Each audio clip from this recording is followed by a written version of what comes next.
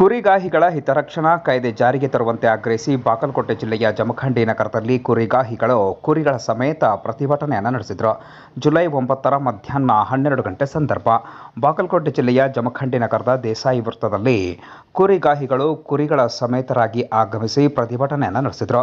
ರಸ್ತೆ ತಡೆದು ಮಾನವ ಸರಪಳಿ ನಿರ್ಮಿಸಿ ತಮ್ಮ ವಿವಿಧ ಬೇಡಿಕೆಗಳನ್ನು ಈಡೇರಿಸುವಂತೆ ಒತ್ತಾಯಿಸಿದರು. ದೇಸಾಯಿ ವೃತ್ತದಿಂದ ಪ್ರತಿಭಟನಾ ಮೆರವಣಿಗೆಯನ್ನು ಆರಂಭಿಸಿ ಜಮಖಂಡಿ ನಗರದ ತಾಲೂಕಾ ಆಡಳಿತ ಸೌಧದವರೆಗೆ ಪ್ರತಿಭಟನಾ ಮೆರವಣಿಗೆಯನ್ನು ನಡೆಸಲಾಯಿತು. ಇನ್ನು ಕುರಿಗಳ ಸಮೇತರಾಗಿ ಪ್ರತಿಭಟನಾ ಮೆರವಣಿಗೆಯಲ್ಲಿ ಭಾಗಿಯಾದ ಪ್ರತಿಭಟನಾಕಾರರು ಕುರಿಗಾಹಿಗಳ ರಕ್ಷಣೆಗಾಗಿ, ಕುರಿಗಾಹಿಗಳ ಮೇಲಿನ ದೌರ್ಜನ್ಯವನ್ನು ತಡೆಗಟ್ಟುವುದಕ್ಕಾಗಿ ಕುರಿಗಾಹಿಗಳ ಹಿತರಕ್ಷಣಾ ಕಾಯ್ದೆಯನ್ನು ಸರ್ಕಾರ ಜಾರಿಗೆ ತರಬೇಕು ಎಂದು ಒತ್ತಾಯಿಸಿದರು.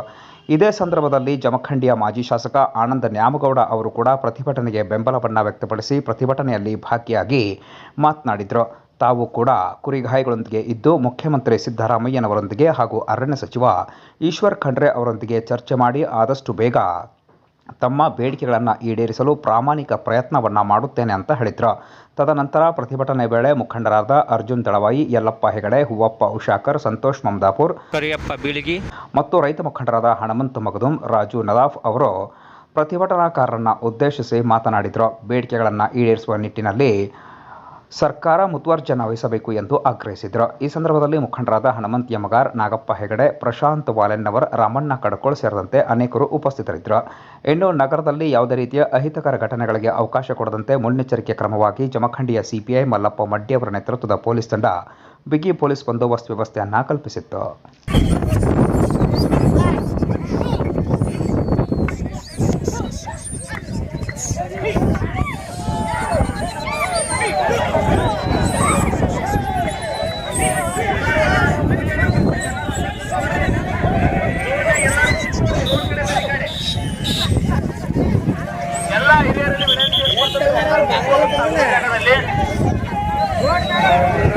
ಹೋರಾಟ ಸಮಿತಿ ಜಮಖಂಡಿಯಲ್ಲಿ ಒಂದು ಬೃಹತ್ ಪ್ರತಿಭಟನೆಯನ್ನು ಹಮ್ಮಿಕೊಂಡಿದ್ರು.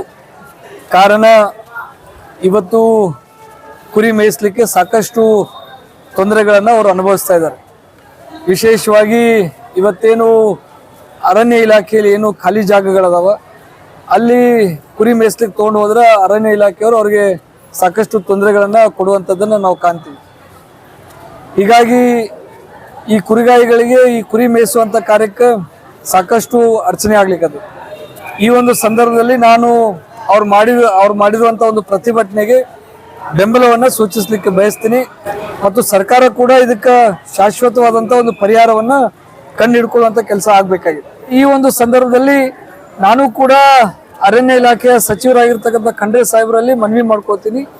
ಈ ಕುರಿಗಾಯಿಗಳಿಗೆ ಒಂದು ಶಾಶ್ವತವಾದಂಥ ಒಂದು ವ್ಯವಸ್ಥೆಯನ್ನು ನಮ್ಮ ಸರ್ಕಾರದಿಂದ ಮಾಡಿಕೊಡ್ಬೇಕು ಅಂತೇಳಿ ನಾನು ಅವ್ರ ಪರವಾಗಿ ನಾನು ಒತ್ತಾಯವನ್ನು ಮಾಡ್ಲಿಕ್ಕೆ ಬಯಸ್ತೀನಿ ಮತ್ತು ಬರುವಂಥ ದಿನಮಾನಗಳಲ್ಲಿ ನಾನು ಕೂಡ ಖುದ್ದಾಗಿ ಅವ್ರಿಗೆ ಭೇಟಿಯಾಗಿ ಮನವಿಯನ್ನು ಕೂಡ ಸಲ್ಲಿಸುವಂಥ ಕಾರ್ಯವನ್ನು ಮಾಡ್ತೀವಿ. ಈ ಸಂದರ್ಭದಲ್ಲಿ ಇವತ್ತು ಅನೇಕ ಸಮಸ್ಯೆಗಳಾದ ಅವ್ರ ಜೊತೆ ಕುರಿಗಾಯಿಗಳಿಗೆ ಕುಡಿಯುವ ನೀರಿನ ಸಮಸ್ಯೆ ಆಗಿರ್ಬೋದು, ಈ ರೀತಿಯ ಏನು ಸಮಸ್ಯೆಗಳಾದಾವ ಸ್ಥಳೀಯ ಮಟ್ಟದಲ್ಲಿ ಏನು ಒಂದು ನಿವಾರಣೆ ಮಾಡುವಂತ ಒಂದು ಅವಕಾಶ ಐತಿ, ಅದನ್ನ ನಾವು ಸ್ಥಳೀಯ ಮಟ್ಟದಲ್ಲಿರುವಂತಹ ಅಧಿಕಾರಿಗಳ ಜೊತೆ ಚರ್ಚೆ ಮಾಡಿ ಅದನ್ನ ಸರಿಪಡಿಸುವಂತ ಕೆಲಸ ನಾವು ಮಾಡ್ತೀವಿ.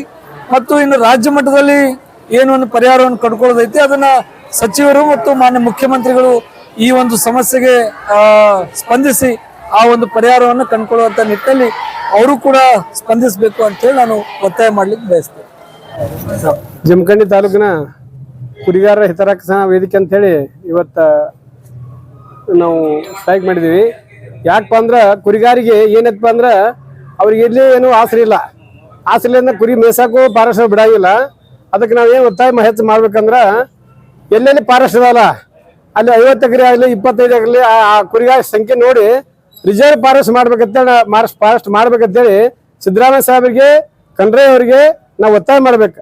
ಅದಕ್ಕೆ ರಾಜ್ಯದಲ್ಲಿ ಕುರಿಗಾಯಿಗಳಿಗೆ ನಿರಂತರವಾಗಿರ್ತಕ್ಕಂಥ ದೌರ್ಜನ್ಯಗಳು, ಹಲ್ಲೆ, ಕೊಲೆ ಪ್ರಕರಣಗಳು ಬಹಳಷ್ಟು ಆಗ್ತಾ ಇರೋದ್ರಿಂದ ಹಲವಾರು ವರ್ಷಗಳಿಂದ ಏನು ಕುರಿಗಾಯಿಕೆ ವೃತ್ತಿಯನ್ನ ಮಾಡ್ತಕ್ಕಂಥ ಏನು ಶೋಷಿತ ಸಮುದಾಯಗಳಿದಾವೆ ಆ ಶೋಷಿತ ಸಮುದಾಯಗಳಿಗೆ, ಕುರಿಗಾಯಿಗಳಿಗೆ ಕಾನೂನಿನ ರಕ್ಷಣೆ ಕೊಡಬೇಕಂತೇಳಿ ನಾವು ಸರ್ಕಾರವನ್ನು ಒತ್ತಾಯಿಸ್ತಾ ಬಂದಿದ್ದೀವಿ. ಈಗ ಸರ್ಕಾರದ ಮಟ್ಟದಲ್ಲಿ ಈಗಾಗಲೇ ಮಸೂದೆ ಇದೆ. ಪಶುಸಂಗೋಪನಾ ಇಲಾಖೆ ಒಂದು ಅದ್ಭುತವಾಗಿರ್ತಕ್ಕಂಥ ಕುರಿಗಾಯಿಗಳ ಸಮೂಹವನ್ನು ರಕ್ಷಣೆ ಮಾಡಲಿಕ್ಕೆ ಒಂದು ಮಸೂದೆಯನ್ನು ಸಿದ್ಧಪಡಿಸಿಕೊಂಡಿದೆ. ಮುಂಬರ್ತಕ್ಕಂಥ ಅಧಿವೇಶನದಲ್ಲಿ ಆ ಮಸೂದೆಯನ್ನ ಕಾನೂನಾಗಿ ಮಾರ್ಪಡಿಸಿ ಜಾರಿಗೊಳಿಸಬೇಕಂತ ನಾವು ಇವತ್ತು ಜಮಖಂಡಿ ಉಪವಿಭಾಗಾಧಿಕಾರಿ ಕಚೇರಿ ಮುಂದೆ ಕುರಿಗಳ ಸಹಿತ ಎಲ್ಲಾ ಕುರಿಗಾಯಿಗಳ ಬಂಧುಗಳನ್ನು ಕರ್ಕೊಂಡು ಪ್ರತಿಭಟನೆ ಮಾಡಿದ್ವಿ.